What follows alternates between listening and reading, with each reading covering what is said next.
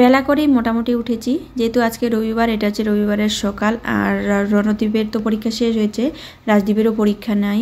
ঘুম থেকে উঠে দেখি আকাশের অবস্থা এতটাই খারাপ, মানে রৌদ্র নেই, মেঘলা মেঘলা আকাশ, কুয়াশা। তো মনে হচ্ছে বাইরে কোথাও বৃষ্টি হচ্ছে, যদিও আমাদের এখানে বৃষ্টি হয়নি, কিন্তু মনে হচ্ছিল ওয়েদারটা দেখে যে বৃষ্টি হবে। আর বাড়িতে যেহেতু পুজো কয়েকদিন পরে, তো বাড়ি বাড়ি এই কথাটা বলি আমি। আর রবিবার আজকে, তো আজকে ঘর ঝাড়াঝাড়ি করবো একটু। ওই যে বাঙালি মানেই হচ্ছে কি বলবো, লেপাকুচা, ঝাড়াঝুড়ি, মোছা না, ঘর বাড়ি পরিষ্কার করলে একদমই ভালো লাগে না, এটা আমাদের অভ্যাস, মানে সবাই করে থাকে। তো দেখো ঘুম থেকে উঠেছি, অনেকটাই বেলা হয়ে গেছে, কিন্তু রৌদ্র নাই। তো দেখো ওয়েদারটা হয়তো তোমরা দেখে বুঝতেছো। তো এদিকে দেখো ভাবলাম যে না, সকাল সকাল করে আগে উঠোনটা ঝাড় দিয়ে দিব, আর যেহেতু বেলা করেই উঠেছি রান্নাটাও করতে হবে। আর এই দেখছো উঠোনের মধ্যে ধানগুলো। তো ভাবছি যে আজকে আর আমি দেরি করব না, কারণ বেশি দিন সময় নেই। আজকে রবিবার, সোমবার, মঙ্গলবার, বুধবারেই হচ্ছে পুজো, কালকে হচ্ছে ঠাকুর বিসর্জন দিবে সোমবারে। এদিকে দেখো কাজ বাজ সেরে আমার বরমশাই হচ্ছে শাক উঠাইলো, বললো একটু আমার হাতে হাতে আসো, তো ওখানে শাকগুলো একটু মানে উঠিয়ে দিই, বাইচে নাও তো রান্না করার জন্য। আর দেখো সকাল সকাল যোগ, মানে শাকের মধ্যে থেকে যোগ ধরেছে, মানে ঠান্ডা তো যোগের মধ্যে, মানে যোগেরও কিন্তু ঠান্ডা লাগে। তো যদিও আমি ভয় পাই না, ছোট যোগ দেখি, বড় যোগ দেখি কিন্তু দারুণ ভীষণ পরিমাণে ভয় পাই।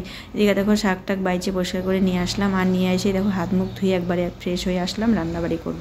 আর আজকে আর বেশি দেরি করব না, কারণ রান্নাবাড়ি করে খাওয়া দাওয়া করেই আমি মানে ঘর উঠান মানে পরিষ্কার করব আর কি। একটু ঘরগুলোকে, যদিও মানে ঘর পরিষ্কার করা তো হয়ই, তবুও আর কি একটু ঝুল টুল মানে উপরে যেটা থাকে, তো সেটাই আমি পরিষ্কার করে নেব। আর আজকে মোটামুটি কাপড় সেরকম আমি ধুবো না, ওই টুকিটাকি যেটুকুনি কাপড় বাড়াবে সেগুলোই ধুবো। তো আজকে আর ধুবো না, কালকে অনেক কাপড় ধুবো। আর মঙ্গলবার 2 দিন ধরে, আর সোমবার থেকে কালকে, যেহেতু আজকে রবিবার, সোমবার থেকে নিরামিষ খেতে হবে, মানে 2 দিন আগে থেকে। তো বন্ধুরা দেখো এদিকে রণদীপ বললাম যে না, আকাশটা যেহেতু খারাপ, তো ঘুম থেকে দেখো উঠেনি, হ্যাঁ ডাকও দিইনি আমি ওকে, দেরি করে উঠছে, উঠে দেখো বিছানার মধ্যে বসে আছে। বললাম এভাবেই থাক, রান্নাটা করিনি আমি, ঝটপট করি। তো চলো আমি রান্নাটা ঝটপট করে নিই। এদিকে রণদীপ যখন উঠেই পড়েছে, ওকে হাত মুখ ধুয়ে দিই, দিয়ে একটু কিছু খাবার করে দিই, তারপরে তোমাদের সঙ্গে আবার দেখা হচ্ছে একবারে ঘরটর ঝাড় দেওয়ার সময়। এদিকে দেখো খাওয়া দাওয়া শেষ করে আমি হচ্ছে ঘর পরিষ্কার করতে লেগে পড়েছি। ওই আর কি বলো তো, ফুলঝাড়ুটা না ভাঙে গেছে, মানে ফুলঝাড়ুর যে লাঠিটা হয়, তো সেটা ভেঙে গেছে। এই জন্য আমি দেখো ওই যে ঘর ঝাড় দেওয়ার যে বারুনটা, তো সেটা দিয়ে আমি পরিষ্কার করে নিচ্ছি।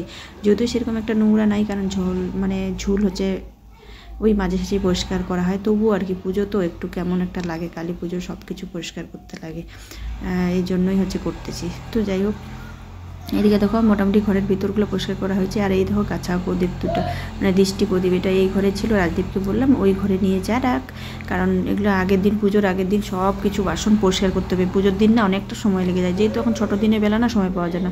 এদিকে দেখো ছেলে ঠাকুর ঘরে নিয়ে যাচ্ছিলো, বললাম ঠাকুর ঘরে রাখিস না, পূজার বাজার টাজার করা আছে, তো তুই অন্য ঘরে রেখে দে। এদিকে দেখো ঘরটর ঝাড়া দেওয়ার, মানে ঝাড় দিতে দিতে কী বলবো বন্ধুরা, ওই বারুনটা দিয়ে না মানে ভেঙে যাচ্ছিলো দেখে ওটা দিয়ে আমি দিইনি, পরে হচ্ছে নারিকেলের যে শলাগুলো হয়, তো সেগুলো দিয়ে আমি পরিষ্কার করে নিয়েছি।